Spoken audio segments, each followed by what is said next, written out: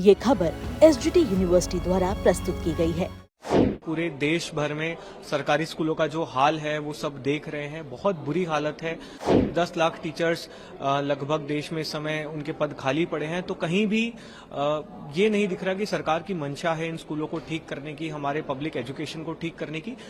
हम मांग करते हैं कि देश के सभी शिक्षा मंत्री इस पर जवाब दें, वो बताएं कि किस तरह से वो अपने राज्य में स्कूलों का हाल ठीक करेंगे।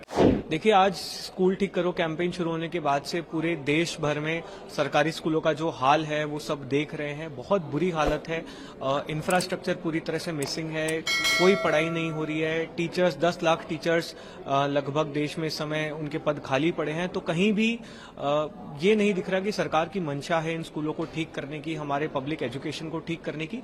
इसीलिए पत्र लिखा है और हम मांग करते हैं कि देश के सभी शिक्षा मंत्री इस पर जवाब दें, वो बताएं कि किस तरह से वो अपने राज्य में स्कूलों का हाल ठीक करेंगे, किस तरह का उनका रोड मैप है जो भी खराब स्कूल हैं उनकी हालत रिपेयर करने का। आप लोग 5 सितंबर को एक मार्च निकालने जा रहे हैं इंडिया गेट से, पुलिस से पढ़ना, इसकी जरूरत क्यों पड़ी? आप लोगों को तो मान ली गई। देखिए, 25 जुलाई को जिस प्रकार से हमारी नड्डा जी से और जितेंद्र सिंह जी से मुलाकात हुई थी, 2 सीनियर कैबिनेट मिनिस्टर्स हैं, उन्होंने ऑन रिकॉर्ड आके और अगर एक एग्रीमेंट किया है और उस एग्रीमेंट को उसके बाद ऑनर नहीं किया जा रहा है, तो एक बहुत बड़ा सवाल खड़ा करता है। और ये सीधे सरकार की विश्वसनीयता पर सवाल है कि जब कैबिनेट मिनिस्टर्स की बात का कोई ऑथेंटिसिटी नहीं है, अथॉरिटी नहीं है, तो फिर तो किसी की भी बात की नहीं है। तो इसीलिए 5 सितंबर को हम लोग ये मार्च करेंगे।